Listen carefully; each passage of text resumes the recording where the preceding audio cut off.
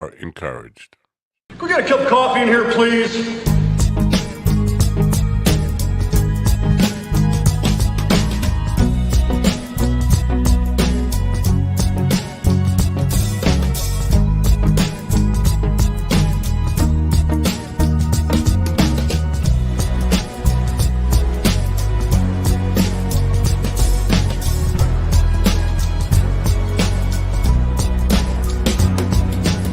Damn good coffee and hot.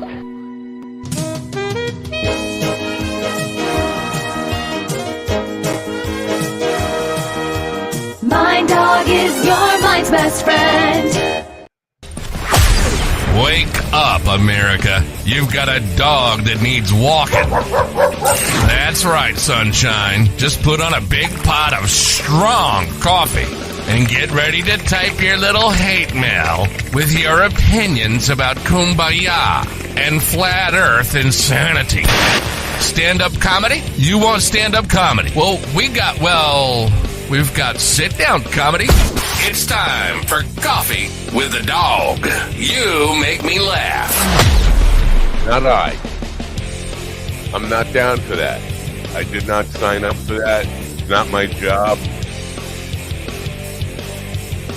I'm very tired. It's Monday, and I'm very tired. Forget about Friday. I'm very tired. Did I mention that I was very tired? You know why? I'm just tired of talking about it already. Good morning, people of Earth. It is Monday. I already said that like 3 times already. It's Monday, March 25th, 2024. I'm shot as can be. I could not sleep last night, so I got out of bed at 4 o'clock in the morning and started doing some video editing and all that kind of stuff. Made a big pot of coffee, got all coffeeed up, and now I'm ready for my Monday nap, and the show is starting. We have no guest today, fortunately, because I'm not ready for guests, but we will have probably a sort of full house with dogettes, puppy dogs, wild dogs, feral dogs, and coy dogs, and that kind of stuff. Today is Holly Day. It's Holly, not Holiday, but it's a holiday. If you don't know what Holi is, let me tell you what Holi is. Holi is a popular and significant Hindu festival celebrated as the festival of colors, love, and spring. The problem with that is we don't have spring. It's still winter here, even though we had the first day of spring, and the second first day of spring, and the third first day of spring over a week ago, or about a week ago. It's still winter here. And the middle of the country, if you're in the U.S. and Canada, we count Canada. We love Canada. Hello, Canada. I love you, Canada. Ready for a blizzard-like condition or big snow. I don't know, blizzard. I mean, what's the defining difference between big snow and blizzard? I guess the amount of wind. Well, it's pretty windy. It's March, so it's going to be pretty shitty. So we're going to talk about the weather today. That's all we're going to talk about. That's all we got. Unless you want to talk about how that Russian guy that they caught for doing a mass shooting looked even worse than the Dave Chappelle guy. I think they ripped his arms off, shoved them up his ass, got him to confess to the Kennedy murders, and every other conspiracy that ever happened, blaming it on ISIS. No, that was we were blaming it on ISIS. I don't know who did it. Of course, Alex Jones is going to say we did it. The CIA is behind it. Oh, look, the table's falling apart. How about that, folks? So it's one of these days where I got nothing. We're expecting Steven, the sitcom Ortiz, to join us. We don't know if he's going to be able to because he's still in the hospital. Willie did touch base yesterday. Was expecting him to be here already, but he's not here. Probably sleeping or looking for something he lost. Listen, He loses a lot of stuff. Anyway, Ron Kane will be here, and GD will be here in a moment. I want to talk about something that's a little uncomfortable for me. Well, first of all, yesterday I had a gig that was it was really a lot of fun, and it was for me performance wise was very. I felt more connected to my singing voice than I ever had. I actually felt like a singer yesterday because I was very relaxed. And the bottom line here is, I hope my wife is not watching. Bottom line is, my wife is in Houston. That's why I was very relaxed. And I love my wife. Don't get me wrong.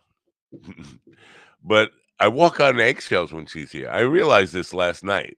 Is like I am really pretty loose right now, feeling like a bachelor and letting it all hang. I'm not. Um, I'm not walking around like, oh my god, what am I gonna get yelled at about now that I did wrong? I think that's why my gig went well yesterday. But so the gig was fun. I felt like a singer for the first time in my life. Really just relaxed and be able to sing anything. I was singing stuff that I normally wouldn't try and hitting all the notes. Yay, good for me. My wife is in Houston because her brother was on life support. I said was until last night. And the family decided to pull the plug. And then he passed. It's kind of rough for me because he's 4 years younger than me. And, he's a good guy. One of the one of the people in her family I really got to know a little bit. 'Cause family dysfunction, whatever. But I liked him, and he's gone, and so it's rough for her. Rough for his two daughters having to pull the plug. But it occurred to me it's kind of practice for my wife. Oh, that's so hard for me to say. But eventually, I think if I don't get hit by a bus, I don't get shot in the back of the head. My wife is going to have to make that decision probably for me at some time. When do we pull the plug? It's got to be the hardest decision that you could possibly make, and then stand by and watch somebody that you really love say goodbye. Well, they were playing some of his favorite music and watched him go. Um, but it's a little bit of a shock to me because I did not expect it. He was here 5 months ago, and although he was not looking great, not in great health, he wasn't dying. And apparently, just let himself go in the last 5 months so bad. He had a lot wrong with him. Obviously, he was on life support, but this doesn't. How quickly life can change and things can go from you're not looking great to it's over, lights out. So and there are a lot of people my age. Unfortunately, a lot of people my age are dying. It's the time. It's a time to die. Wow. Now, some people live longer, of course. Obviously, the average age is not 60. He was 60. It just turned 60 in October. But it's in for you young people out there, you people in your 40s, you're gonna be here in a blink of an eye. Make the most of every fucking second you have. That is my big takeaway on this. So, Ray Schaefer, rest in peace, man. Um, John Hinckley's mother passed yesterday. Well, people say, well, and if you're in your 40s, you probably don't even know who John Hinckley was, right? Hinckley is the guy who shot Reagan and Brady, and unfortunately, a Secret Service agent who I don't know his name, and killed him. Um, and it's out. It's been out of prison for a long time. I never went to prison. He was in a psychiatric home. claimed Jodie Foster was in love with him. Whatever, he's a crazy guy, but he's been out. Carl loves him. Carl's a friend of his on Facebook, or not Facebook, Twitter. Follows him and promotes his dopey music, and I hate that. I hate that because there's no reason somebody should listen. He's a terrible fucking songwriter. I think Manson was a better songwriter than this fucking guy. Um, there's no reason you should get fame or publicity for being a crazy fuck who shot 3 people, but he does. But his mother died. His mother was his main, I don't know, attendant, somebody who watched over him, who kept him from acting out. He was staying with his mother, living in her gated community, and now she passed away. There's nobody left to watch John Hinckley. Is the point I'm getting at here. So the world is a little bit unsafer today, especially if you live near Falls Church, Virginia, or wherever the hell the gated community was. And so Jodie Foster should be a little bit nervous that mom's passed and not around to keep an eye on old John. Anyway, as I mentioned, we don't have any guests today, but we have dog pound people. We have these 3 people. Good morning, folks. Morning. Steven, yeah, Good you are morning. muted. How are you? Not bad. Oh, let GD point at his cup first. He has to do this. Oh, yep. Yes. Good morning, everybody. MindDogTV.com, the only place to order your coffee with the dog THC-infused Easter basket. Hosanna in the highest. MindDogTV.com. Yes, it is Easter weekend. I don't know. Do you guys celebrate anything this weekend? Are you pumped for the big Good Friday celebrations, the good Easter celebration, the Resurrection Sunday, and hallelujahs? Yeah, I'm super excited about Erection Sunday. Or Resurrection Sunday. Sorry. Yeah. It takes me 3 days to rise sometimes too, but no, I'm excited, man. I'm excited for the food and the kids doing the Easter egg hunts and Easter eggs. Yeah. I got a 4 and a 6-year-old, so that's a thing still. Yeah. Yeah, I'm going to a dinner. That's it. Going to a dinner what? On Sunday? No, Saturday actually. That doesn't count, Ron. I don't think that counts. It does, because he gets to eat the leftovers on Sunday, and reheating is kind of like resurrecting. Resurrection, Yeah, that's right. true.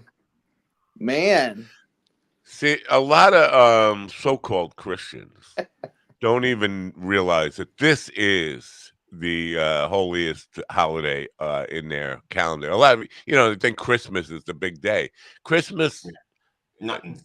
the meaning of Christianity is all about Easter Sunday. Oh, it doesn't feel like they're not giving gifts or any of that kind of stuff, and half of them won't go to church. They'll come home and they'll have a ham with a piece of pineapple on it and not have any idea about the meaning of the holiday. What? They have no idea about the meaning of the pineapple. Yeah, I don't know what you explain to me the pineapple, because I don't think Christ ever went to Hawaii. He wasn't a dole boy. I can't tell you about the pineapple now because I'd be stepping on the Reverend's. Oh, why? He talks about Easter pineapple on. He will now. All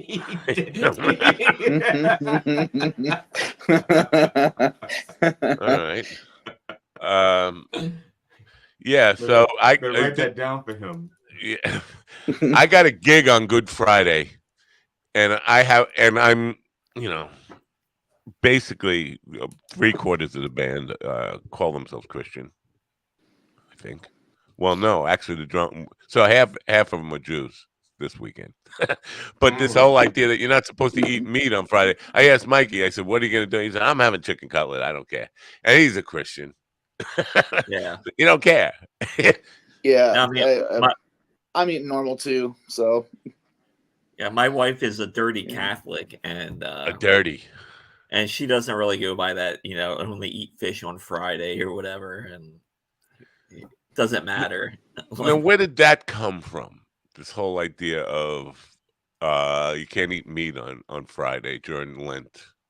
I think maybe someone wanted something different for dinner. That's the only thing I can think of. It's like, yeah, The only way Constantine. she'll make something different is if God tells her to. yeah, exactly. I I don't really know. enjoyed though how you started the show, Matt, on a very dark note. You're like, I got nothing, and it's time to die. Good morning, everybody. Well, eventually, now I did want to have a conversation about this idea. You hear about pulling the plug, Yeah.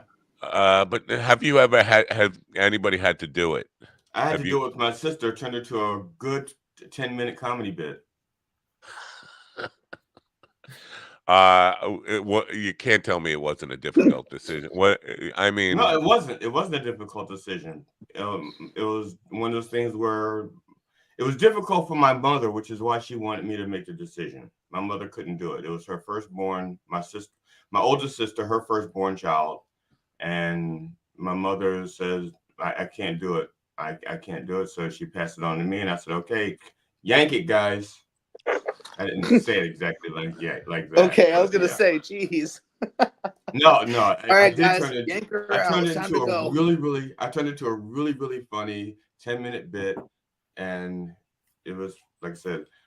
And the reason why it was so funny was because they gave my sister no chance of living, none, which is why I pulled the plug, and she lived for 20 more years. So the Oh, family dynamic changed well, that very much because I was the bastard who gave up on her and pulled the plug, and so damn. for So you 20 pulled the plug, years, and the person lived long enough for you to explain why you did it. that is That's kind of horrible. my uh fear about this thing. And first of all, these guys have doctors. I listen. If I get I would go to a doctor if I weren't afraid of doctors. But doctors know more than Joe Rogan does, or RFQ does, or all these people. I think you have to trust doctors. But in the end, they don't know how long you have to live. And so, with my brother-in-law, um, they said he would need a hip, and he would need to have his leg amputated and part of his hip. He also had a mass in his stomach. Um, Oh but boy.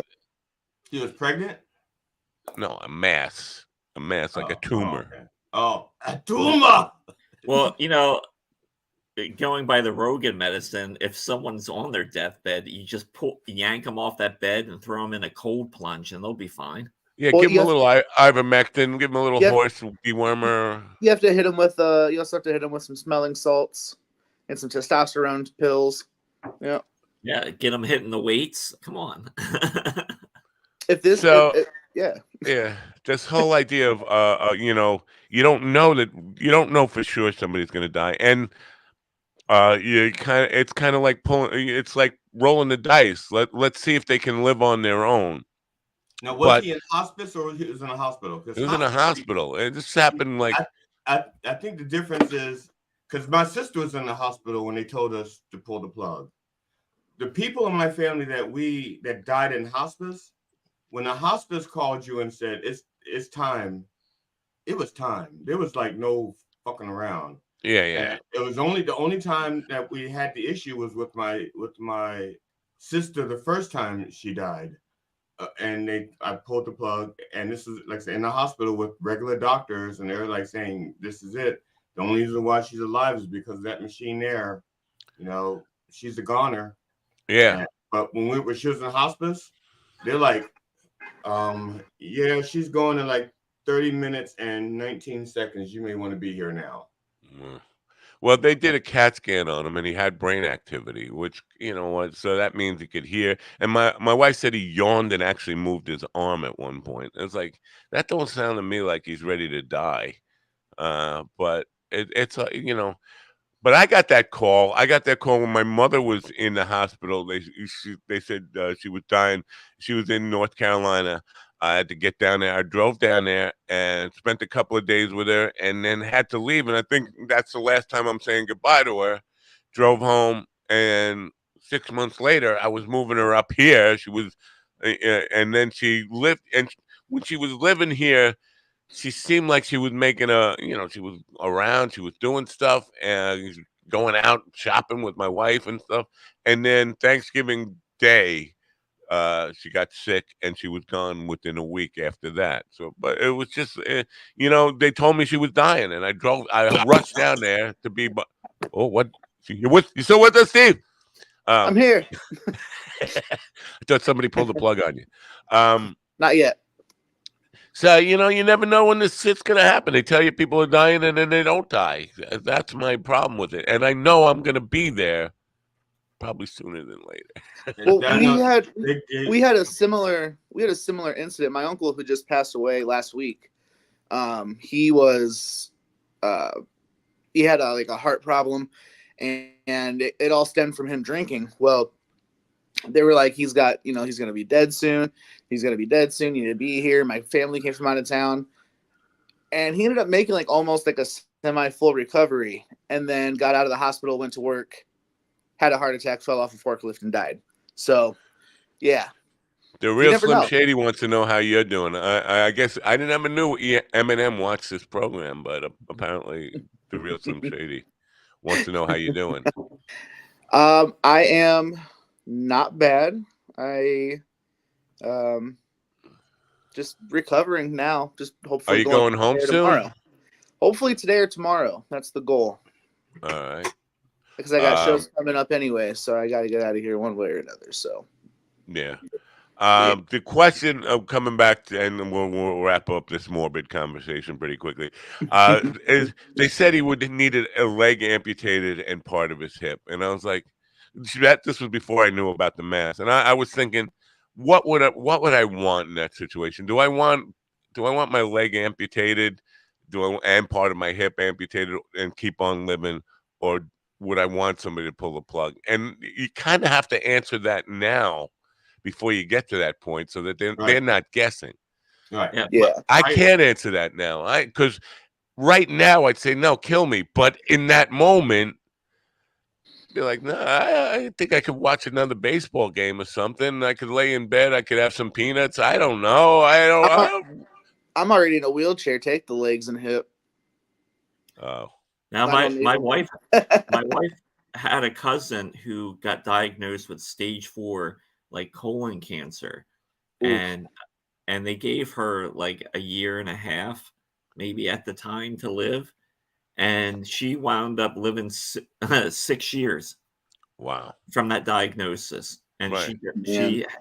she died late last year. So my brother was diagnosed with prostate cancer in 1980. He still got it.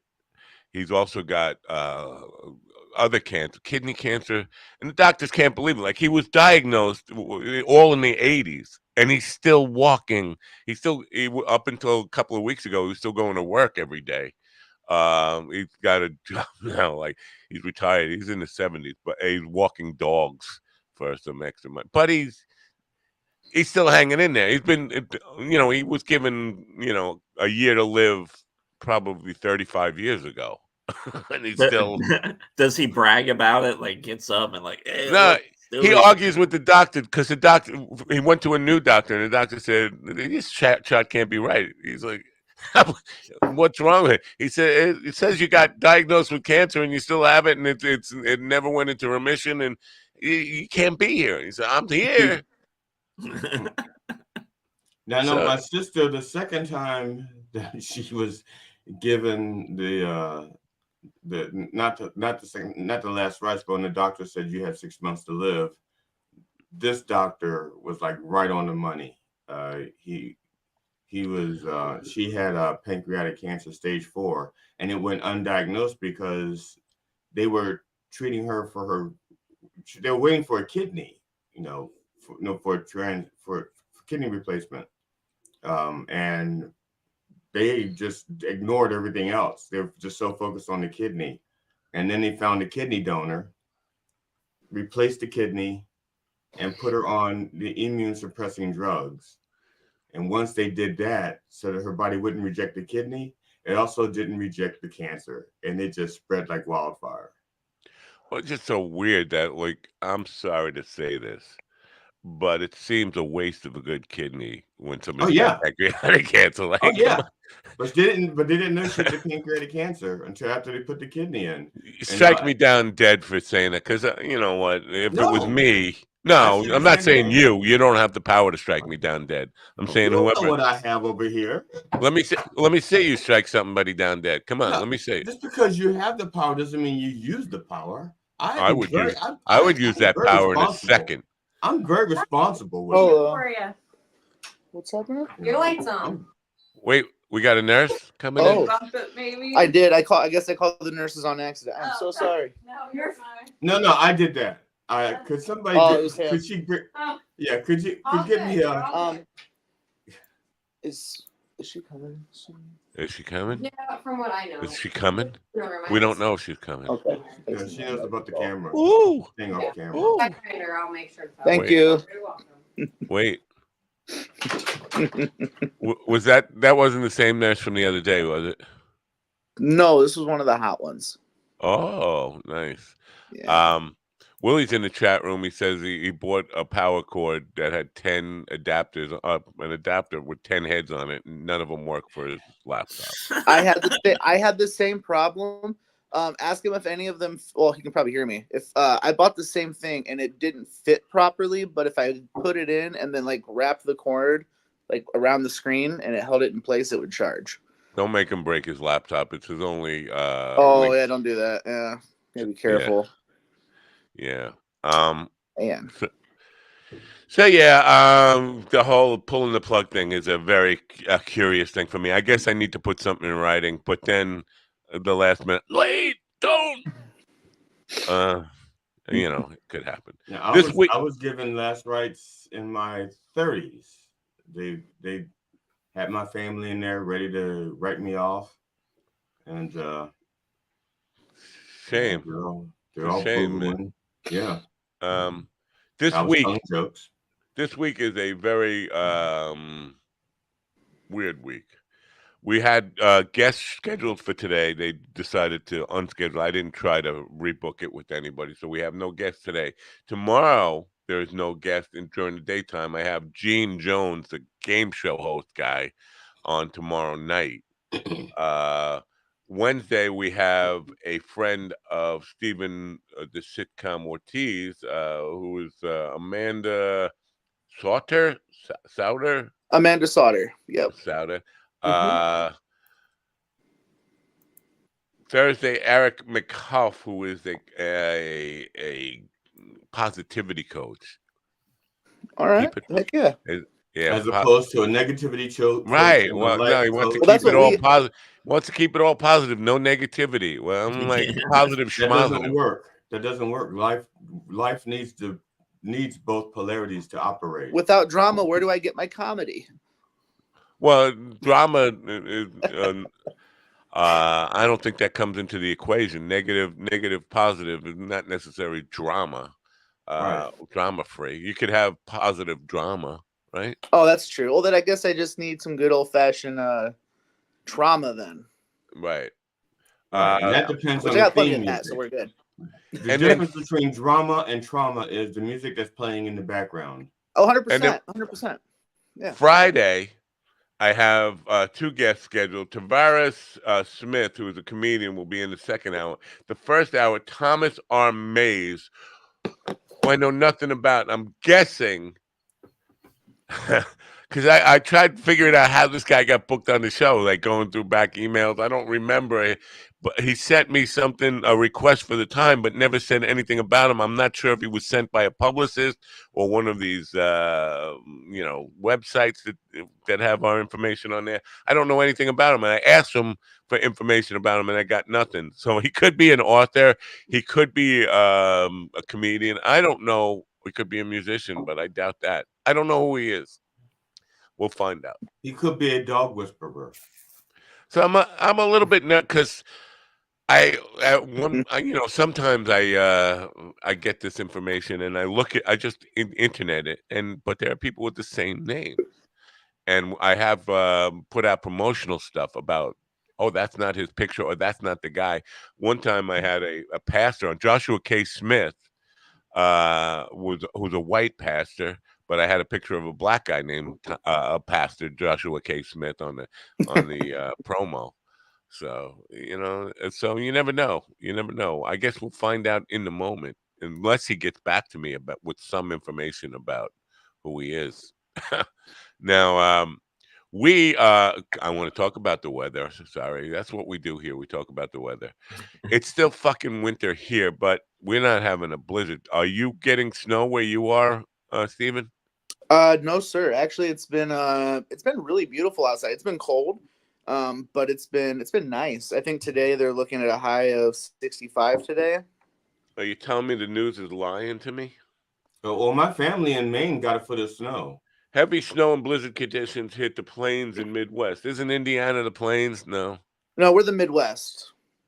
Oh, well, still But Midwest. let's see. Okay, so we had snow flurries last night for sure. And then there's some light rain this morning, but it's just going to be windy and semi-warm today. Yeah. All right. Yeah, we're like in the mid 50s today. So Yeah, but Yeah, this but winter is never ending, though. I'm waiting for Yeah. spring. It's not happening. Well, Got no spring. Wednesday they're saying low of 34, high of 47, and then back to 65 the next day. Oh, 55. I call it a bipolar vortex. It can't make up its mind. Yeah. I don't think we're getting any warm days for at least another 10 days or so on my dopey weather. But you never know. Like the weathermen are no, we don't get out of the 40s for another 10 days at least here. Jeez. Why not?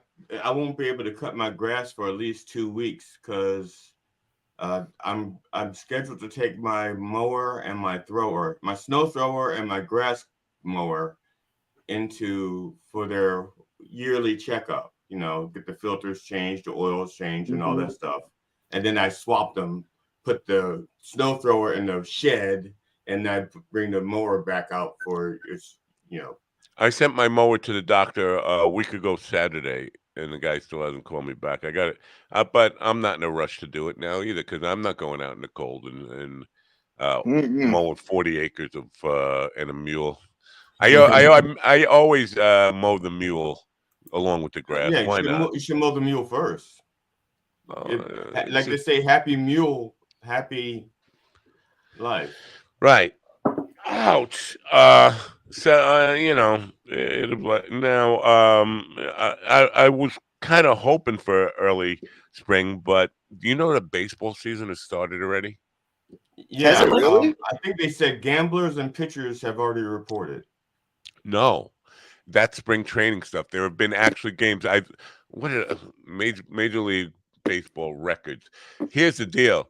They played in Korea. I think two of the West Coast games. The Korean games. MLB. Yeah, opening day was like, so when was opening day?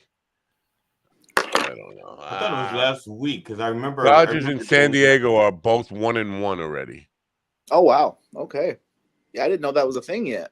Yeah, it's bizarre. Wow. Yeah. How many games do they play in a year? Ago. I was going to say, how many games do they play in a year then? 259. Because I feel like baseball goes on all year. Right. But I used to be a big baseball fan and follow it. But, March is. I used to look forward to opening day. Opening day would be the second week in April, usually. Starting it in March. But they're in Korea. And, what is the purpose of this? I mean. Money. Well, money from where? I mean, because if you're on the West Coast, my brother brought this up. If you're a fan of the Dodgers or San Diego, the games were on television at 3:00 in the morning. Oh, right. So nobody I mean, who the hell gets up at 3:00 in the morning? You have to be a diehard fan to get up. Or a degenerate gambler. Or in the military. In the military where you're overseas anyway, and this is your team. Yeah. So yeah. Thank you, Ron. MyBookie.com is the place where you're going to go to bet on opening day baseball or secondary. It's like 3 days into their first day of baseball now. mybookie.com. Bet on your bracket. How your bracket doing? Your bracket, you guys getting rich? You guys are all wealthy now? I lost already. You lost already? You're broke again? Illinois, You busting out. Illinois cost me my first round bracket picks. So All right, You didn't pick UConn to go all the way? That's silly. I got I got UConn and North Carolina, I think, in the finals. All right. Well, let's listen to some AI voices and figure out who we're going to bet on. The experts at MyBookie have created the ultimate NCAA March Madness betting guide to help you make the best bets throughout the tournament. Throughout this betting guide, the pros will go in depth on the best teams, players, and bets throughout the entire NCAA March Madness tournament. 2024 March Madness 85th edition of the NCAA Division I Men's Basketball Tournament tips off Tuesday, March 19th to Monday, April 8th, 2024. Go to mybookie.com/minddog and get up to $1,000 welcome bonus. Yeah, wow. Yeah, my gig was packed yesterday. Games were on, but nobody was paying attention to them. And it's, you know what? Some people are really mad about March Madness. Mad, I mean crazy, like gung ho, like watching every single game. But the majority of the people I talk to don't give a flying fuck or don't know anything about it. It's kind of weird. Like they're two extremes. Either you're gung ho watching every single game and betting like crazy, and you know everything that's going on, or you don't care at all and you don't have any clue. And the people I played for yesterday, fortunately, didn't give a fuck, so they were paying attention to the music. But you know anybody who was like Craig Johnson, who was watching every single game? My buddy Doug is a diehard baseball fan. He's the guy that gets up at 3 a.m. He's the guy that spends thousands on season tickets, the latest hats and jerseys. Oh yeah, I got. Well, what about the basketball tournament, the March Madness basketball stuff? Does he? That would be my other buddy Toby. And my palm is itchy. Right palm is itchy means you're getting money. Supposedly. Or you caught. But you're not supposed to scratch it. Your left palm is you're giving money. Your right palm is getting money. Is that how it works? Unless you're in the Middle East. Oh, okay. Yeah. So, but March Madness. Now there was some woman coach crying or something. Do you guys know about this? People on Twitter were like, I don't know, making a big deal about some woman crying over coach crying at the end of a game. I think it was over a win, not a loss.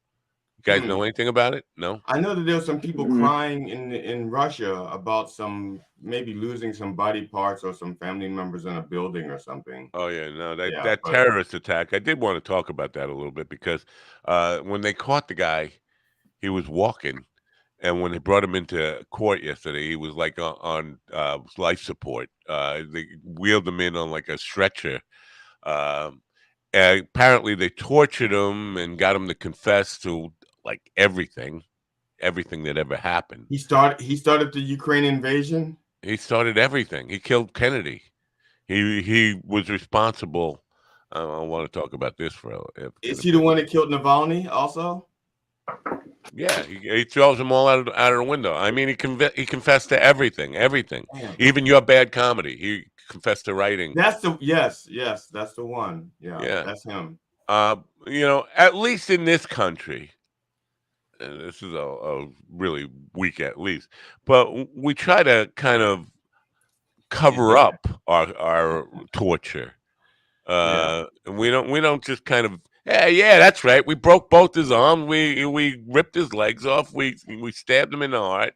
Russia doesn't seem to give a fuck. Yeah, we're putting it. Here we have the standard. I was fearing for my lifeline, and over in Russia it was like natural causes. Do we even know? Do we even know if those guys are the actual guys or just? No? How would we know? That's a good point. I mean. Well, I must be coming into a lot of money. What the hell, Ron? He confessed. Yeah, in Russia, that's true. Yeah, I mean, how would we possibly know whether it's legit or not? They could have just grabbed anybody. Yeah, you look confessed. You look good. We know that a person confesses they did it. That's science. Now, I started a fight with Michael Francisi on Twitter the other day. You know who Of the Michael Saint Francisi is? Francis, You, of the Saint Francis. you don't know who Michael Francisi is? I thought he was a You saint. dumb fucker. I never claimed You dumb otherwise. fucker. Okay. I'm sorry. I'm sorry. Yeah. You don't And know who he is? no, I just told you. I thought he was a saint. He's a capo regime from the Colombo crime family. He went to jail in the 80s. His father was Okay, I'm sorry. I can't let you get away with that. Columbo was a great detective. He was not in the crime yeah. family. All he right. was a crime solver. Right. His father, Sonny Francisi, was responsible for up to 36 murders that he copped to, but killed more people than that. He was like a real vicious son of a bitch. Michael has he ratted people out. He's got a podcast now. He's out of jail, not in a witness protection program, spilling the beans on what he claims is the true stories of mafia stuff. But he picked a fight with AOC because she had that Bobulinski guy on, and she said, "What crimes are you accusing Biden of committing?" And he said, "RICO." And she said, "RICO is not a crime. It's a classification of crimes. I want what's a specific crime?" And he just couldn't name one. And Francisi called the AOL out and said, "Oh, RICO is definitely a crime. I went to jail for RICO." And like, no, you fucking lying bullshit artist. You didn't get charged with RICO. I know what you got I charged think it's with. interesting that he was talking to AOL. What? AOC. Yeah, you called her AOL. Yeah, AOC. He was talking on AOL to the AOC. only person that would hear you would be Jackie Martland because he's the only one left. Oh with an no. AOL. No. Mikey's on AOL. Mikey's on AOL. I think that So Jake is on AOL. Seven people. My grandmother on AOL. uses AOL still. Really? Does she still have the little disc you put in? No. So yeah. So anyway, he called her. He said RICO is definitely a crime, and I basically pulled out the book on him. Like, RICO is not a crime. RICO is a classification of racketeering crimes. It's a tool for prosecutors to use to charge people with conspiracy, racketeering stuff. But there are 35 specific crimes listed under there. But the guy Bobulinski couldn't name a specific crime. He was just saying RICO. And Francisi saying, "I went to jail for RICO." No, you didn't. Nobody in the history of jurisprudence has ever been charged with RICO. What are you arresting me for? RICO? No. Now, people have been charged with RICAN, but those are Puerto Ricans. So yeah, you can be charged for being a Puerto Rican, but you can't be charged for Puerto Rico. You want to bounce him, Steven? You want to get him out of here? We could get him out of here. Gone. Yeah, he's gone. Anyway, if you whatever, we'll let him back in. But watch your tongue. Watch your tongue. That's all I'm saying. But yeah, my parents were. See, this is why it's a touchy subject for me. My parents were arrested under RICO charges, and they were charged under the RICO statute. But for gambling and bookmaking operations, you have to have a specific crime charged under that stuff. Now, Michael Francisi was gasoline bootlegging was his charge. They were basically just stealing gas and not paying any of the taxes on it. They were taking all the cash money and laundering the money. And basically, so he got like 6 or 7 different charges, but all related to a gasoline bootlegging operation. But he didn't want to admit that. Then he's playing it off like he's an expert on the law. You don't even know why you went to jail. Either he was lying or he's that much of a fool that he doesn't even know why he went to jail. It's what. But I started a fight. The real reason he went to jail is so embarrassing. He'd rather lie and say he went for RICO. Like Right. maybe he robbed a flower shop or something. Oh, look, You Steven's know. in two different windows. What the hell's going on there? Oh, it's okay. How'd you do that? Hello. You were doing two different windows at the same time. How the hell did you do that? That's Computer and Well, phone. my iPad is dying, so I switched to my phone. you're gonna pull the plug on your iPad? Um, Actually, I'm keeping it on life support, hoping it'll recharge. But Okay. if not, it'll be a sad day. So I picked a fight with Michael Francisi. I called him a rat fink, which he is a rat fink. Um, but now I got to kind of look over my shoulder. 'Cause he's a wine grifter. He's got a podcast. He calls himself. He says he found Christ while he was in jail. Where was he hiding? But he still glorifies the mob. His podcast is all about glorifying crimes and stuff. But he says he found Christ and he's a Christian now. But he also is like going around on these, I don't know, like a motivational speaker for people who are criminals, I guess. But he's grifting wine. And I laid into him. I was calling him a rat fink, scumbag, liar, piece of shit, wine grifter.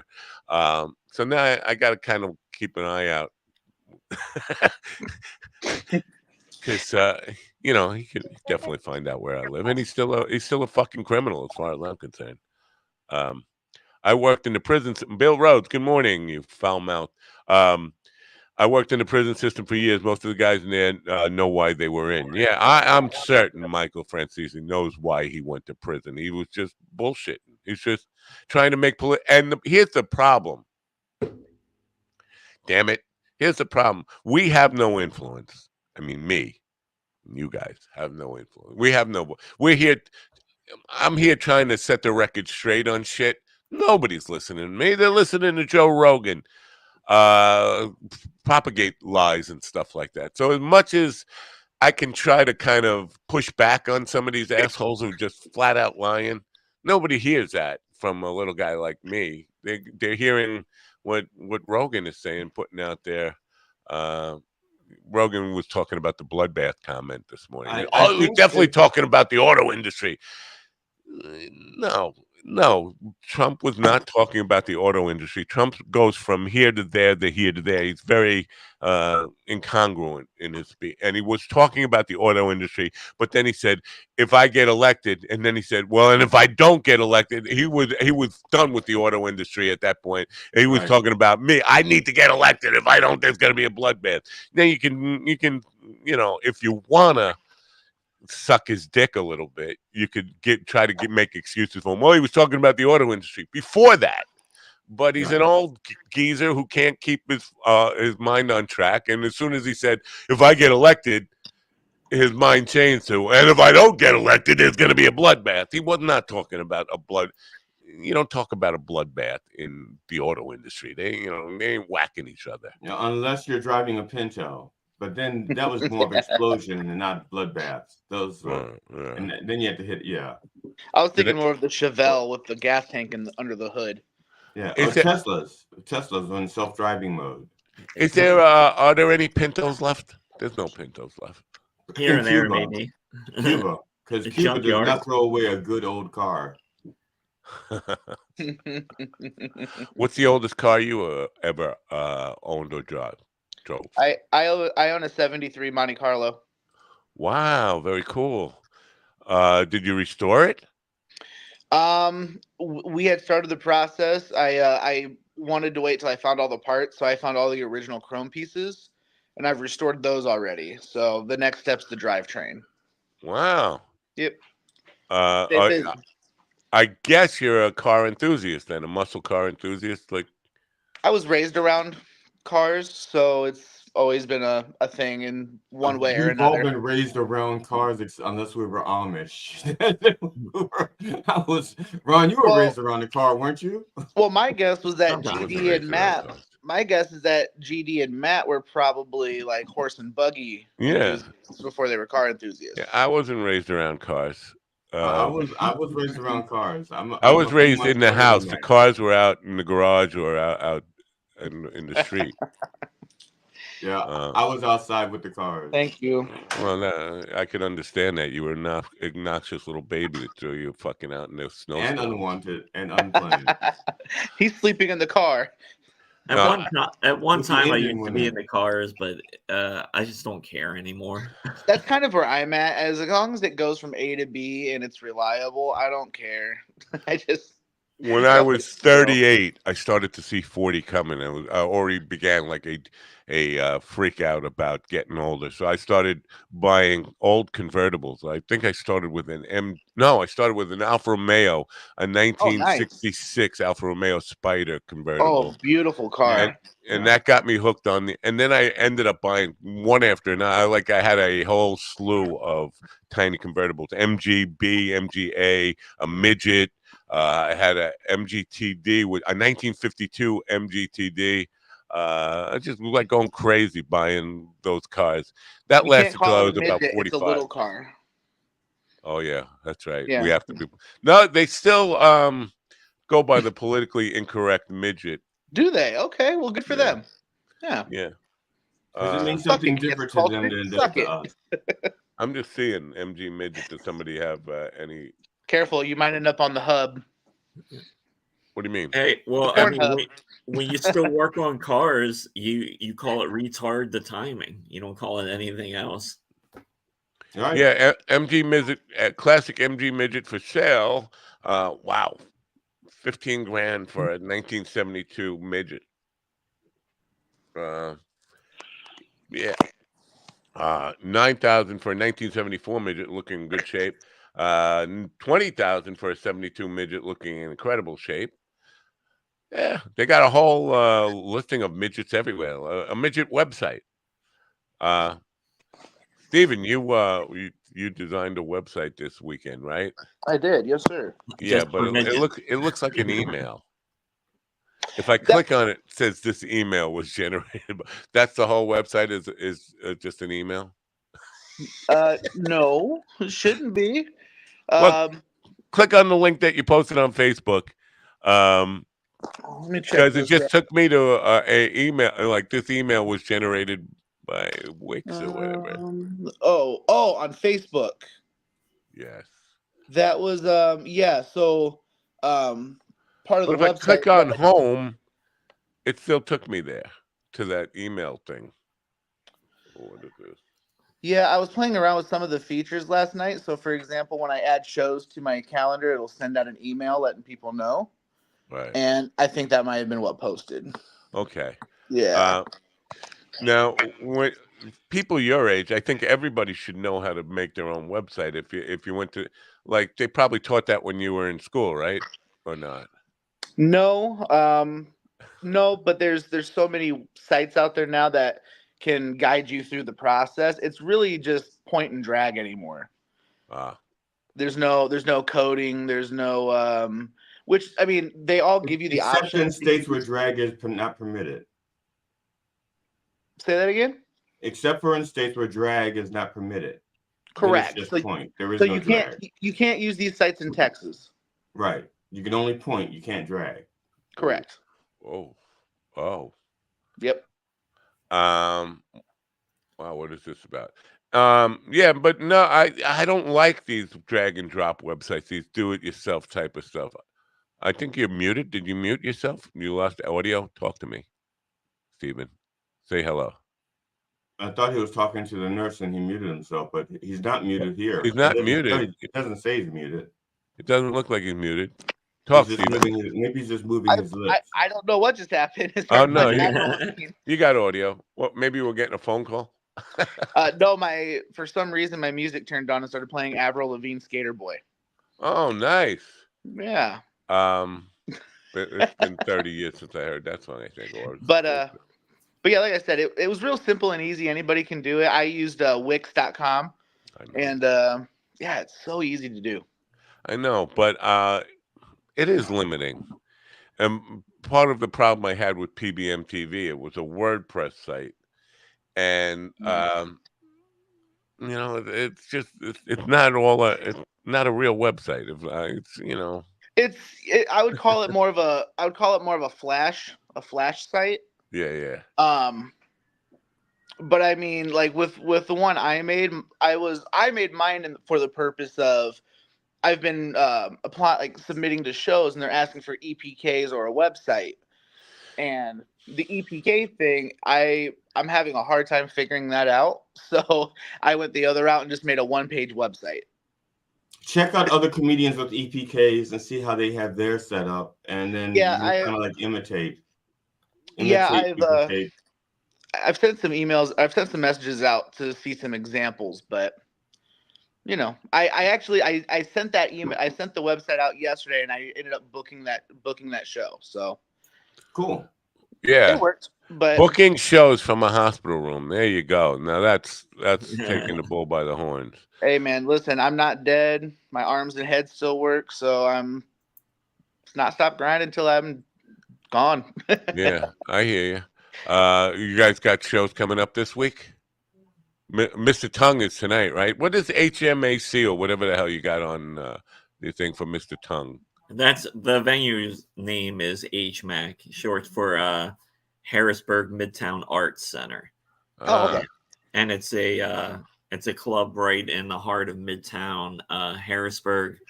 So Monday nights we do like a comedy showcase, essentially like a sign up mic. It's all signed up ahead of time, and the show runs about an hour and a half. And kind of early, right? Like 7:30 or something. Something.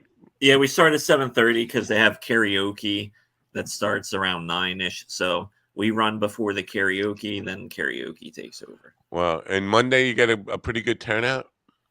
Yeah, normally, I mean it's like anything. I mean, some weeks we don't have a lot of people, but normally every week we have an audience, and on a good week we'll get like 15, 20 audience members. And now you're hosting it, right? So what do you go up? You do like 20 minutes and then start bringing people up? Is that the way it Ron works? does an hour when he hosts. Yeah, it's a Netflix special each time. Yeah, when I'm hosting tonight, I brought in 2 other co-hosts. That way I don't have to host every week. And so yeah, I do about like 10 up front or so, depending on the number of comics. Because the other great thing about having an online sign up too is that I only have a small number of comics, and I like to keep it that way. So that way it's actually entertaining when people show up instead of a slog of an open mic. Yeah. Well, I started a war with saying something like that about open mics probably 12, 15 years ago on Facebook. People were just going, in the music community, people were going crazy with open mics, and it was an easy way to get paid for really doing 2 songs. The guy who would run a thing would bring a PA system and then just have an open mic and have other people play the whole night, and he'd bring his PA home, and he would get paid for the night, and everybody else would get paid for the night. Wouldn't get paid for the night. And basically, I was saying, I hate open mics. I like the idea of a closed mic, where you pick the people who are going to come on. So you're providing some entertainment, some quality of it, and then you can kind of split, pay them something, give them something for coming in, like a showcase type of deal. And people just hated me for that. Like, when somebody who's just starting out, yeah, but you get these people who are just starting out who are just terrible, and chasing people out the fucking door, so that the people who actually have worked on their skills a little bit or presentation are not playing for anybody because somebody just came up and chased them a fucking way. So that's the worst part of an open mic by far. It's especially here in our town where the number of open mics dropped to 1 a week. Right. And it's a pre-sign up, like a month ahead. They don't guarantee spots at all. And yeah, you get in there, and if you're lucky, pull from the bucket, you're still going up behind a. Oh, you just lost your sound again. And you keep losing your sound a little bit. You keep losing your sound a little bit. Yeah, but I had a phone call come in. Sorry. Oh, we'll put them on the air. Put your phone on air. Put your phone in airplane mode so you don't get any phone calls. Right. Well, actually, I think I can turn off my cellular data. But watch it when you come in for a landing, because it's kind of rough out there. Especially if it's a Boeing phone. But they was like, what? They would call me a bully, basically saying, you know what, you don't want to give anybody a chance. And what about the? I never did open mics before I got started.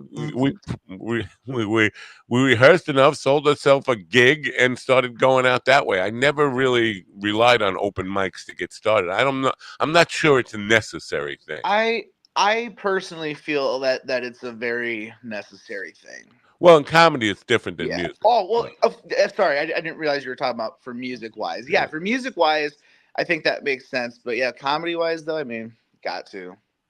Well, even now, necessary is because there are so many people who just getting gigs based off in comedy, based off of TikTok or Facebook performances, live internet shows, and I don't. I think you have to practice comedy in front of a live audience, but Oh yeah, there are for people sure. who have never done it, and they're getting gigs off it. So. Practicing it, live audiences are overrated, and I so are recorded audiences. Audiences are overrated. I think you should just grab a few people off the street, hold them hostage, make them watch your set, make them laugh, and if they don't, you give them the Russian treatment. well, Well, not all of us have dungeons in our basements like you, GD. Come on now. Right. one of the things that in our area that's a issue is you got to drive pretty much anywhere you need to get to, but the scene itself, they'll be fighting because someone else tries to start a mic on the same night, and it might start like a half hour, an hour later, and these two like mics these two Battle of the people, open mic hosts. like they're fighting each other, and it's like, who gives a shit? It's an open mic. It's frustrating because like again, where I'm at, we only have the one mic, so on average, I'm putting in 200 to 500 miles a week hitting open mics. Did you guys ever consider the Chappelle thing where he just took a little battery powered PA system and went to a park and started doing a show? Yeah, we did that during the COVID pandemic. When I lived in South Bend, we were putting up we called them outlaw comedy pop-ups. We would send a text out about an hour before, and we'd meet at a parking garage or in a park, and then we'd put on a safe show with the comics all apart, everyone kind of standing apart, and we put on shows until the cops shut us down. Yeah, Cops would shut you down. Yeah, I did. They said it was too dangerous with COVID to be meeting with that many people. And I'm like, we're outside. And he goes, yeah, but several of you aren't 6 feet apart. And I'm just like, all right, I'm not going to jail for this, but suck it also. Like, I don't know what to do now. Andy Bruce would be so disappointed in you. I know, but I have kids. I can't spend the night in jail. Yeah, during COVID, I was producing outdoor shows at a park that's like 7 minutes away from my house. Yeah, and that worked, and like people came out for it because it was just something to do. Exactly. And it was a little different being in a park pavilion doing it, but it worked. It worked. Yeah, well, Chappelle was doing it long before a pandemic. He was doing it like right after he came back from Africa. It's funny.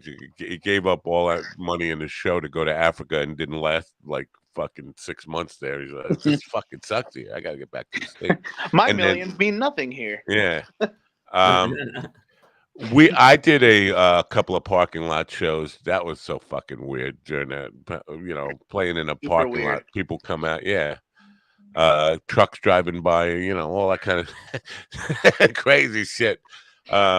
But I mean, the busking stuff. Listen, back in the day, summer days, I would go to the beach and play. I would end up making $200, and people just coming by throwing money in the case. So there's something to be said for that stuff. And some people just hang out for a while, listen, take your card, and then they become followers. I don't know if you can do that with comedy, but Chappelle seemed to make it work. I don't see why it wouldn't work. I guess the biggest issue is I guess my struggle would be making sure I'm using the right subjects and topics, because I don't know if I should be out on a street corner screaming about like my dick size and fart jokes and penis jokes. You know what I'm saying? Like, So that'd be where my concern would come in. Is like some families walking by while I'm in the middle of one of my bits, Right. and then their kid is like, "Mommy, what's a thunder thimble?" Like, don't worry about it. Like Good point. So When I yeah, so when I first started 10 years ago, when I was in Florida, there was only like one mic a month, and so to work on material, man. I would go out to parks and work it in front of strangers. I that was it. I got to find out about this story. You know who's Sam Tripoli? Sam Yeah. Tripoli, comedian. Yeah. He just posted a thing. Anus eating virus that kills 30% of people is spreading something. Something has happened. Experts have admitted that they currently do not know why the number of cases has risen so much so far this year, with commentators noting has made people sit up and notice. It's just a bogus thing. The Daily Star has a story: anus eating virus. I Did you gotta say find anus eating virus? anus eating virus. Yes, you heard I me think the correctly. flower is pronounced anise, Anise. I I've Anus think it's so a it's eating. a flower eating virus. I think they messed up. Put that cream on my ass. Just do it. Anus eating virus. that's Is, what.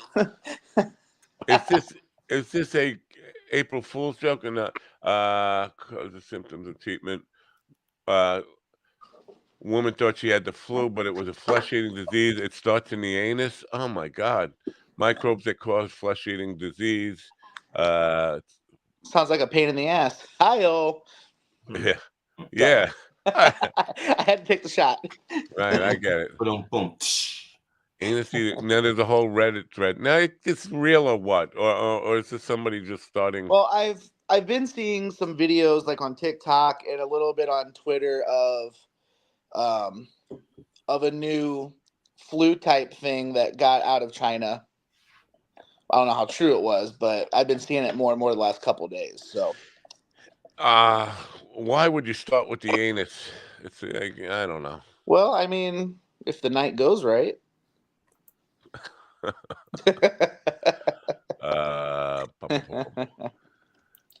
I don't know. I don't think it's real. I think I'm going with the fact that this is it's too close to April for it to be. Diarrhea infections.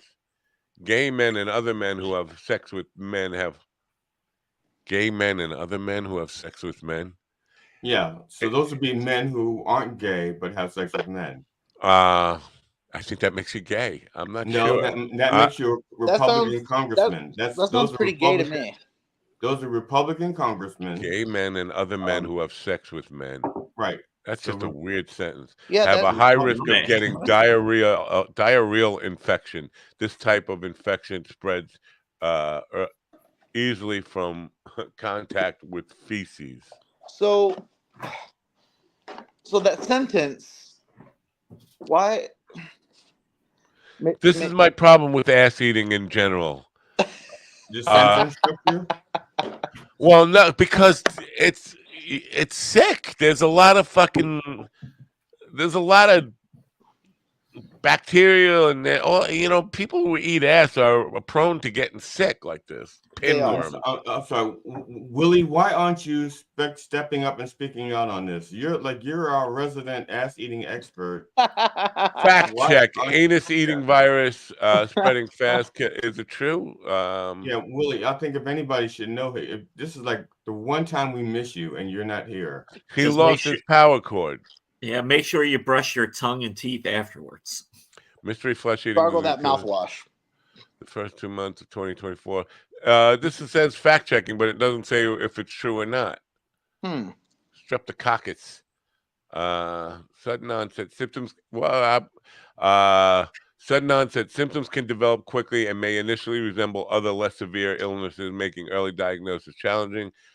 Shock and organ failure, skin manifestations, other symptoms include your ass is been eaten. I just made that part up, but infections have been detected throughout in all but 2 of Japan's 47 prefectures. What's a prefecture? I guess that's like a county. First of all, Japan doesn't even have sex with real people. They use dolls. So I don't even understand how such a thing happened. 378 cases of streptococcal toxic shock syndrome, STSS. Yummy. Fucking weird, man. Yeah. But it Put kills. that on your comedy resume. It's killing 30% of the people who get it. Yeah, I would imagine once your ass gets eaten off and you have no ass left, you're probably gonna die. It's a shitty way to go. That would be a shitty way to go. So it's real. That's fucking scary as shit. Well, fortunately nobody gets close to my ass. So I don't think I'm I don't think I'm at risk at all. I don't let it, there was a time when I got a staph infection, and I didn't know it. My wife was a nurse, and she brought home staph. And it started, I got it in my elbow, and it was like a big old fucking thing. And then when I took some antibiotics, and it went away, but it didn't go away. It ended up on my face. It's like, and then antibiotics again, and I got one on the back of my head, and then eventually I got one on my ass near the anus, and I had to go to a doctor, and I just like I'm not comfortable with this at all. Like, anybody looking at my asshole, I just I can't deal with it, Yeah, no, that's when you make it a game. You put like a little target around it. I'm totally hung up about that. Like, or like draw like a tornado, and like a little witch with the dog, little like, Bugs Bunny coming out of the hole. Yeah, Bugs Bunny coming out of exactly. There's nothing. I was almost in tears. I mean, we could check with my wife on this. I was shaking. Put a carrot in there with the little. I am not homophobic or whatever, assophobic or whatever you call it, but I was having a nervous breakdown for the whole fucking thing. But at least they finally figured out that it was a staph infection and gave me the stuff that it finally went away. But yeah, those staph infections are no joke, man. I had it almost kill me once. Yeah. Yeah, man. I had a whole pan of instant mashed potatoes land on my foot, and it was like napalm. It just burned all the way to the bone. Ouch. And ended up in the hospital, put me in a coma for a week. I came out of it, and they were like, yeah, you had staph infection. I had like 105-degree temp, had like 8 surgeries on my foot. It was rough. Wow, you were in a coma. Yeah, so what do you remember about your coma? I like talking with coma people because I had a coma. And I like to compare coma notes. It was medically induced, so it was just kind of like that. It was just like they put me out. I woke up 4 days later, and they're like, yeah, we had to put you under because, when we started cleaning your foot, your heart rate went up. You were about to have a heart attack, so we had to put you out. And I'm like, okay. Okay, so you had one of those sissy comas. Never mind. Yeah, I think you had a real one. Not one of those real ones that like a hero has. It was more like I had a real one. You're listening to Coffee with a Dog on Live 365. Not Mind Live Dog Radio. Mind Dog Radio, but not I had one of those real comas where when you wake up and expect to have superpowers, like Jessica Jones or something. And you just get disappointed because you wake up and you don't have any powers. Well, you could always ask for them to put you in a coma. Go to mybookie.com and bet on what you're going to wake up with. Kelly says, grown men afraid of their own ass is the gayest thing I've ever heard. No, I'm sorry. It's the anti-gay. He's not afraid of his ass. He's afraid of people getting near his ass. Right. Getting too close to my ass and getting toxic dog syndrome. Honestly, it just sounds like Steven's bragging at this point. Oh, I was in a coma. I had 8 surgeries. Right. All about me. Yeah, he's like that little kid from that commercial. Like, I broke your bike bones 200 times. Yeah. And thanks to people like you, I can break it 200 more. All right, take over. I'm just hoping that like what is it? Oh man, I hope St. Jude hears this. Maybe they'll let me do something for him. Chris Dixon says, I was wondering if there have been any recent pizza delivery man pranks. He's hung up on his whole pizza delivery thing. Still gay, like a porn setup. Yeah, that's basically what he's talking about. But this is what he brings to the table each time he's here, is this idea of pizza pranks. Now, there's got to be other pranks that we can consider. I mean, I think the pizza thing has been overdone. Well, the last time a pizza prank was done at my house, he showed up with a hole in the bottom of the box, and I was like, "No, nope, wrong house." Well, the timing is not right for a morning show to do pizza prank. Maybe if we were an afternoon show, we could do something like that. I think if I called my local pizza place right now, they'd be closed. I don't think they I open. think so, yeah.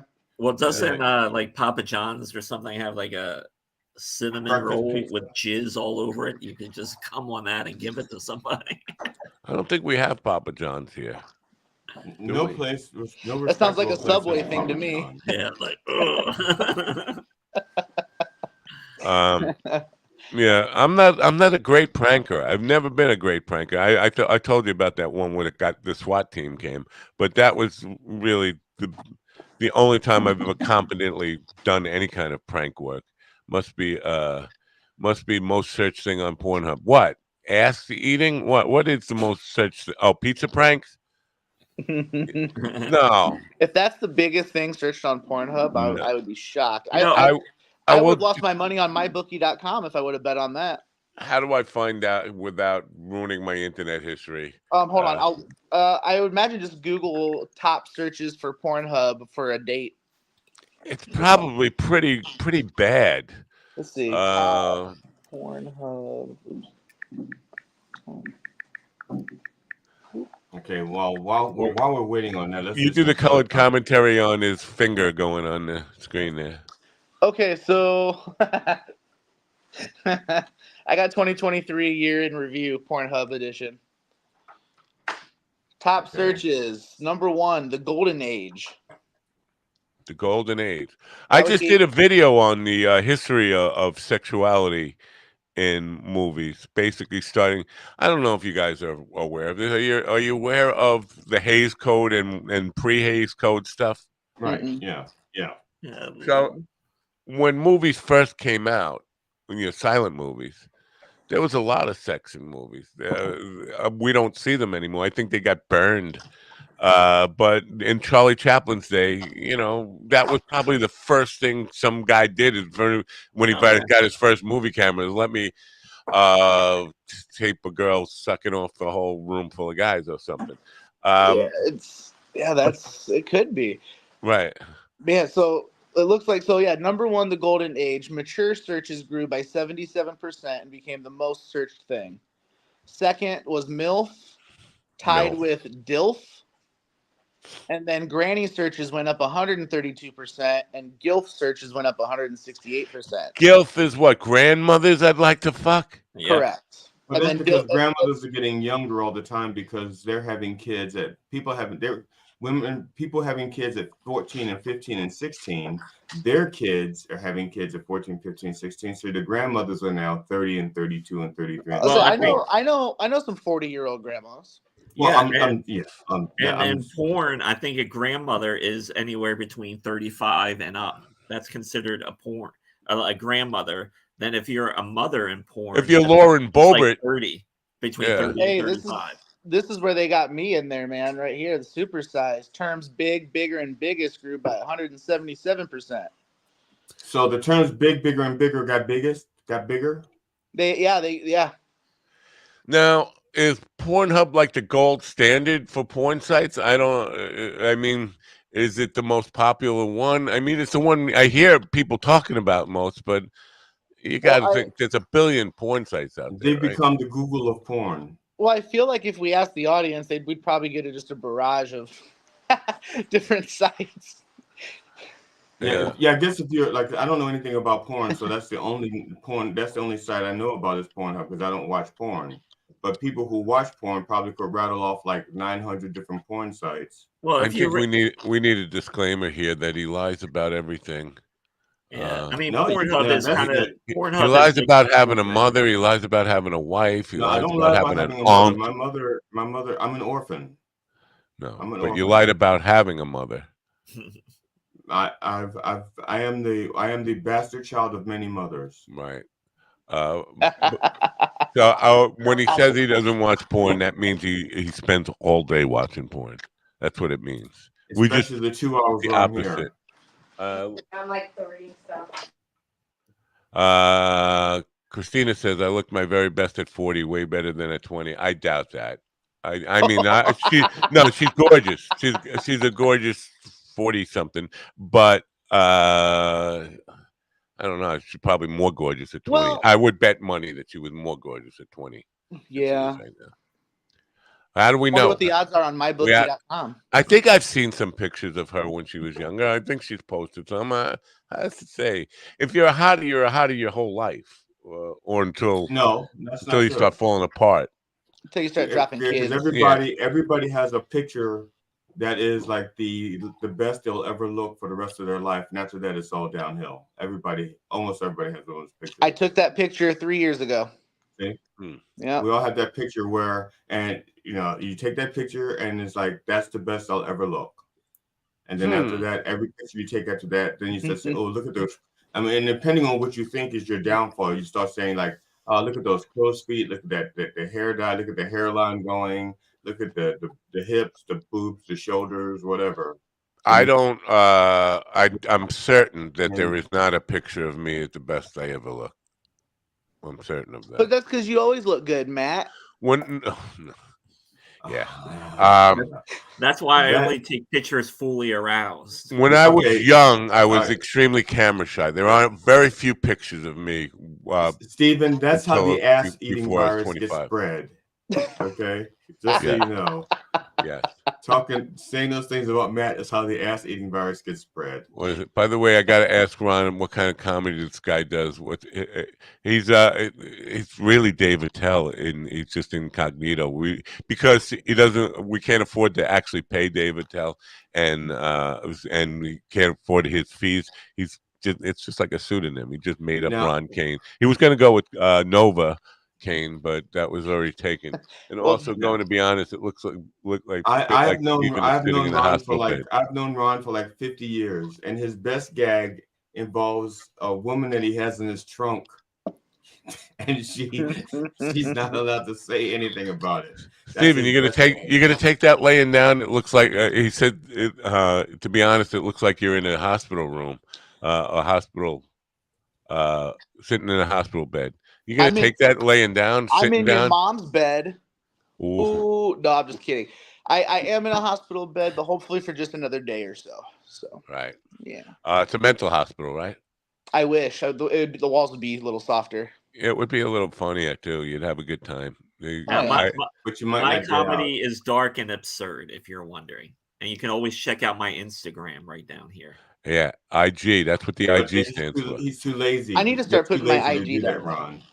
They're too lazy to do that. They just want you to tell them about their comedy. They're like bookers. It's like, tell me about you.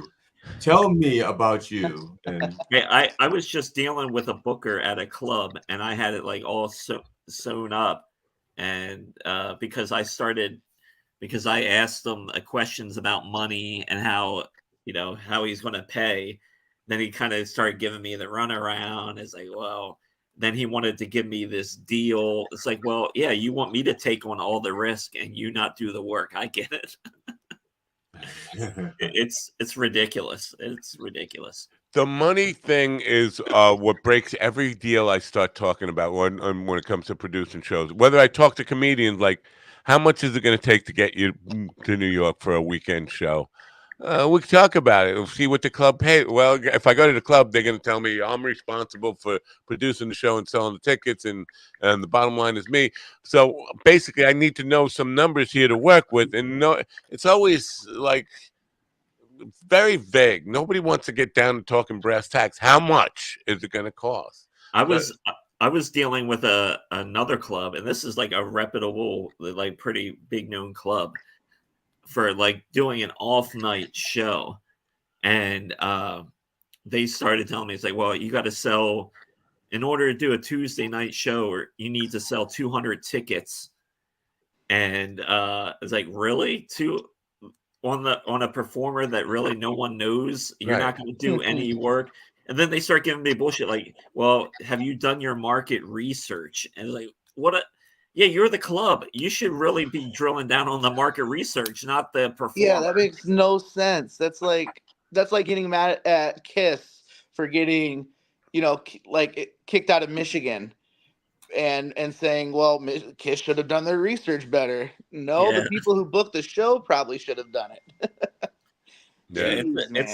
it's a shitty business, and there are more people that are terrible at running things that are good at running. Yeah, there's something Well, about and the biggest problem is the people that are in charge of running things are the ones that we have to go through to get things done. And it'd be better off I think comedy will be better off if we just unionized. Okay, I'm telling you now, we need to form the comedians union, local 420, and unionize and get strong union leadership. I Not nominate happening. Ron. I nominate you to be the spokesperson because first of all, nobody's going to listen to a black guy. So, you have the quintessential white face that we can go with. Yeah. You're versatile. You can take the hat. You can do it hat on, hat off. You could do it with your Well, sexy gravelly voice, or you could do it with your unsexy gravelly voice. I think you should be our leader. yeah, thanks. You be in charge of asking musicians or comedians, I'm sorry, same thing, who aren't making any money to pay dues. You be in charge of it, asking them to pay dues. You know what? Because anything requires funds. Funds require them paying dues, and nobody Well, wants to pay this is any dues. how Ron does it, okay? And I'm only doing this. I'm only saying this because see, Ron is too modest to admit the amount of power he has over the comedy industry. He's too modest, but I'm not modest. I don't mind bragging on Ron. So Yeah. what Ron, the first thing he does is he just does it like a phone thing, and he does it as RFQ, and that way he gets the comedians that are like from 20 to 25 right off the bat. Because for some reason, comedians that are ages like 20 to 25 are stuck on RFQ, just like they're stuck on stupid. So Ron can get that membership first by doing the RFQ. And when the older comedians see that the younger comedians are doing it, the older comedians are going, wait a second, I'm not going to be left behind because these young comedians are doing this, and they will join. Okay. And then the women will join because the women are going to say, wait a second, we can't have all these men by themselves having a good time. Let's ruin it. So we're going to join the group also. And then you have other minorities going to say, we want to be part of this too. We don't have to be left off. This is not just a white man game. We all have to, so we have all these comedians from all over the world, and we can have this done in like 3 hours. 3 hours, we can have like That was 700 a totally racist accent thing you just did there, and You don't like my British accent? That's my well, British accent. I think on a holiday, it's very That was my inappropriate British. for you to That was do my that. British accent. If you go to some parts of Britain, that's how they sound. No, yeah, because it's overtaken by people from the Far That's. East. I'm sorry. I don't have any. I don't look at Yeah. color. I look at region.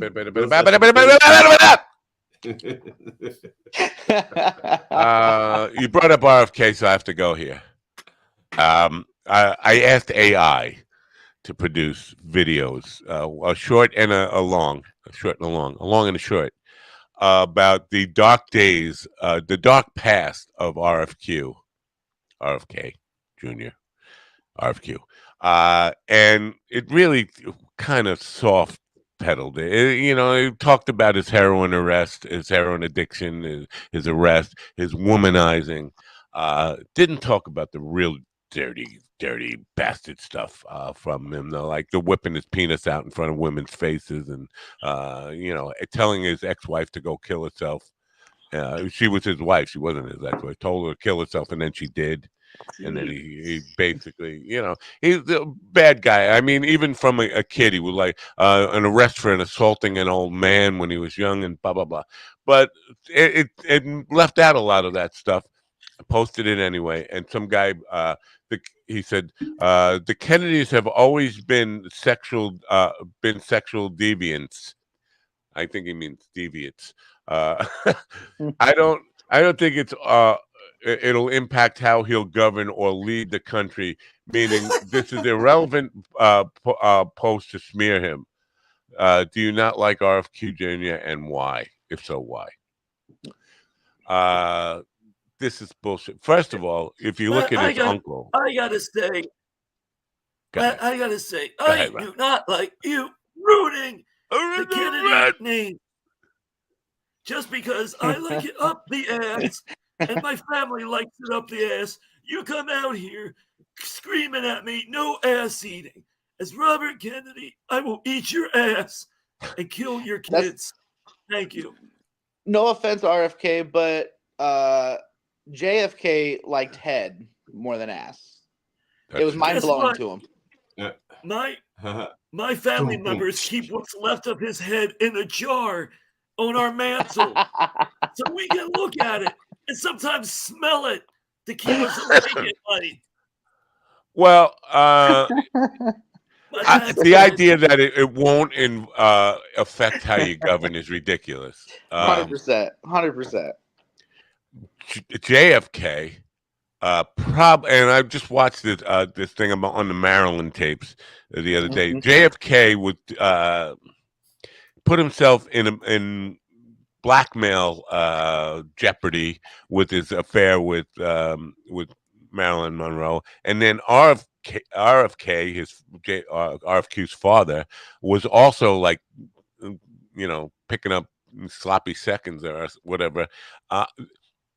The accusation, and I think they're credible accusations, because RFK's father was there the night she died. Everybody connected to it says she was not suicidal. One doctor said it was a accidental suicide, but other people say it was flat out a murder. She was killed. RFK was there, like probably within an hour before that. So there's that part of it. You look at Bill Clinton. He definitely was set himself up to be blackmailed, getting blowjobs in the. You can't say that womanizing isn't a factor. And President Obama set him up for blackmail just by being a black male. So yeah, it's a concern. He blackmailed. Concern. Yeah. I gotta say, my dad and my uncle loved double teaming chicks. It's just something they loved. Giving her the old Kennedy spread.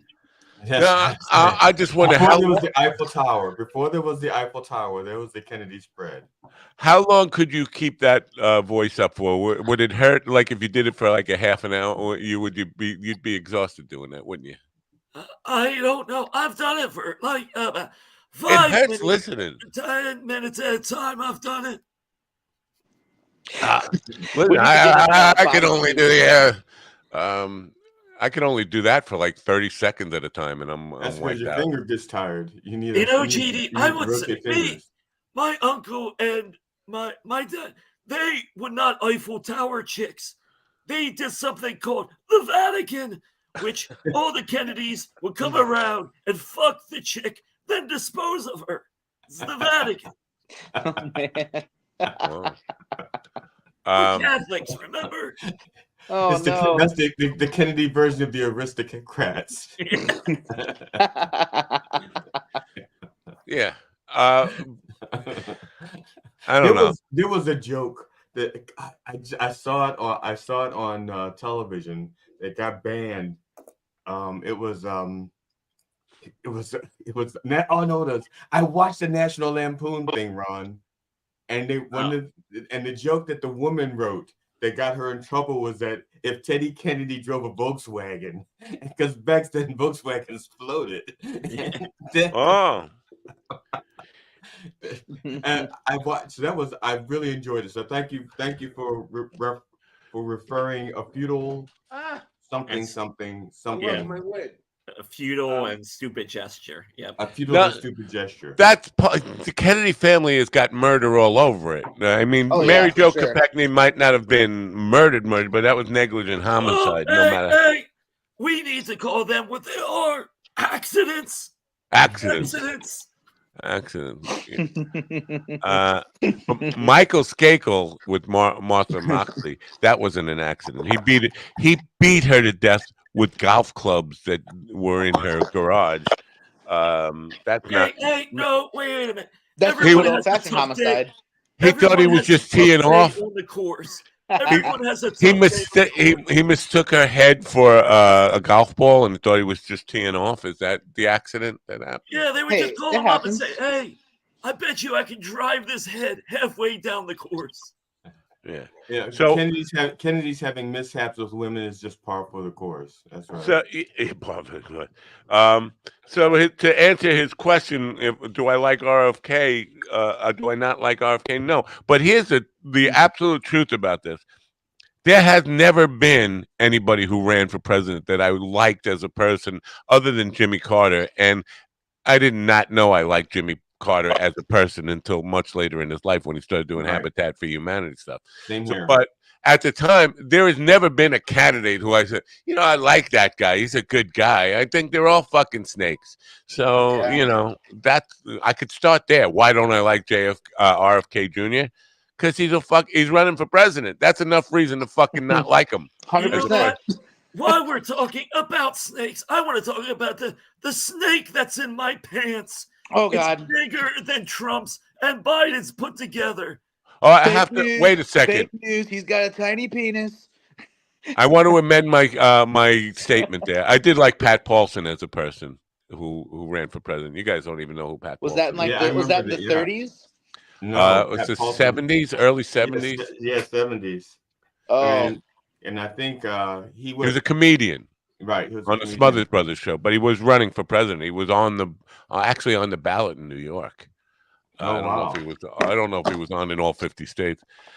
But Stephen Colbert also ran. I think he ran for president, but I don't know if he ever got on the ballot in South Carolina. Maybe Stephen Colbert. Really? Yeah. Really? Let's look that up. Fact check him on this. Yeah, at least he says he was running for president, and because I remember him breaking down the campaign finance rules, and I remember because he was one of the things that he did in his campaign was he was talking. They were exposing how campaigns they're not supposed to communicate with their PACs. With PACs, they're supposed to be kept separate, and so Stephen Colbert put. Jon Stewart had a PAC for Stephen Colbert, and Stephen Colbert was talking to the camera, saying what he wanted done, and Jon Stewart was like, "Okay, I got you. I know what you want me to do." That kind of thing. So Stephen Colbert. October 16, 2007, satirist Stephen Colbert, in the guise of his character, officially announced that he would run for president of the United States. This came after weeks of being pressured to do so by the public and stating that he would need a sign, which came from Aragom, Viggo Mortensen, giving him the sword. Although the legitimacy of his campaign was questioned, he maintained that he was serious. I don't know if he was on any ballots, though. That's the thing. I don't know if he was on ballots. I know he developed I'm saying I know. It was reported, and they maintained that he had a PAC, a super PAC. I don't think he raised any money with the official fundraising, but he was doing it. He was doing it, but I think more as an educational device so that people would understand how politics work. So that people could see, so that people would get interested in the sausage making part without being bored. GD, it's funny you say that because I talk to my PAC all the time. Pleasing ass and cock. That's what Robert Kennedy is about. I'll fuck your ass or I'll please your cock. Whatever you need, I'll do anything to be president. Anything. Anything. Would you take a bullet? Would you take a bullet for this country? Oh. You should join us at the Kennedy compound this weekend. We have an Easter egg hunt with one egg containing some evidence of someone that may have disappeared from the Kennedys. So he's going to announce his vice president pick on Wednesday. Now, I think Aaron Rodgers has been dismissed from that list. I think it's going to be Tulsi. What's her name? Tulsi Gabbard. Gabbard. Yeah, that's a terrible. Yeah. Now, let's be honest. I'm not going to pick one of those fossils. I'm going to pick someone that is someone who will suck his dick. Yeah, someone like Angela White. She is perfect to be my vice president. Have you seen that chest? It's beautiful. That is what America is about. I don't think I could Wouldn't that, listen to. when you get something like that, wouldn't that increase inflation just by just Oh, something having- will inflate. Yeah. I gotta say, it's gonna be in my pants, GD. I don't think I could listen to presidential addresses in that voice for 4 years. No, sir. It would be like Aaron and No, Moses. sir. It would be like an Aaron and Moses routine where RFK would be like off to the side, and then whoever his vice president person would be, they'd be speaking for them. You know, it'd be that kind of routine. It's I like can't. we've My seen this all voice is before. fine. Children are terrified of me. It's perfect. We're gonna round out by making him do this voice for the rest of this show today. Now, you guys want to talk a little politics, because it's just curious to me that the Republican Party went through all this effort to try to get a Speaker of the House, only to have him last for 6 months, and they're trying to throw the Mike Johnson out now for just trying to keep the government running. You guys got any thoughts on? Marge? Well, she said that she's not one to throw him out. It's just like a shot across the bow. That's what Trader Green said. Who said that? Marjorie Trader Green, because she's the one that filed the papers, I think. She says it's just a shot across the bow. She doesn't really want to get rid of him unless she's changed her mind again, because Nah, she just needs attention. My favorite was George Santos coming out saying that he's going to run again, but not now, as a Republican because it's too embarrassing. Right? Yeah, he's embarrassed by the Republican Party. It's like, rightfully so. They weren't embarrassed by him in the least, but he's embarrassed by them. It's just, I mean, once you back somebody like Trump, everyone after that is just kind of okay. Listen, I'm no Trump fan, obviously. I don't, but George Santos is the fucking piece of work. I mean, he makes Trump look like a truth teller. He's definitely like he's a terrible person. Yeah. But the thing the things that a lot of people don't realize, like Trump had his alter egos as well. Like John Barron. Like Trump was, but Trump was pretending to be his own agent, not his own agent, his own spokesperson. He would call saying he was John Barron. And saying all these wonderful things about Donald Trump. So he was doing it. It's just that he was doing it, and the press went along with it. They played along for whatever reason. It's just a matter of timing, because what Trump's doing and what Trump did and what Santos did, it's just a matter of, if Santos was probably richer, the press would have probably played along. And if also if it happened earlier, the press would have played along. It's like the Kennedys. What the Kennedys are doing, I don't think Biden could do what Biden can't do. Well, maybe with the pill he could. But Well, GD, how dare you compare my family to a liar like Santos? We're honorable, friendly people. I don't know. For some reason, in my Facebook memories now, clips of my television show from 1992 are on there. I don't know but they're coming up in my memories. For some reason, all these ass eating videos are on my computer. You're part of the algorithm now. The ass eating algorithm. The ass eating algorithm. That could be a T-shirt. Jump, jump, jump. Like almost like it will Pac-Man. be, but I don't know if Spreadshirt will let me do that. Pac-Man with dingleberries. And ass eating. Dingleberries that pop along there. I want the ghost to be toilet paper though. Yeah, when you get the big one that they turn into toilet paper. Yeah. Hit us up, Capcom. We got you. So I've been trying, because I don't know if you guys know about this shit, but and I don't know that anybody knows about this shit. Inside of YouTube videos, you can tag products for product placement. But I've had my store, my spread shop store, connected to my YouTube account forever, and you never see those products below the videos on my channel. But even though if I go in there to tag products, it says Mind Dog Teas and things, and I can't tag any of those products. None of them show up, but I have products from every other entity that's out there that is part of the program but I don't think people ever see them. They're like hidden. I don't know if just something comes up as like click here for an ad. Like nobody's gonna do that. I've never seen it, so maybe it's subliminal, like one frame. It's like one frame out of 30. Yeah. and I don't know, but I can't connect the T-shirt. I really want to connect the T-shirts, and if anybody in the chat room knows how to do that, anybody got your YouTube channel that they connect to the store to, let me know because it says my store is connected, but you don't see the products on the bottom there. I'll do some research when we get off of the show here and see if I can find something. I asked them. I wrote to Spread Shop the other day and said, like, what's the deal here? It says I'm connected. Why? How do I get my products in there? Yeah. Thanks, Will. Willie says it's time to say goodbye to Govs. Fuck that. Bye, Govs.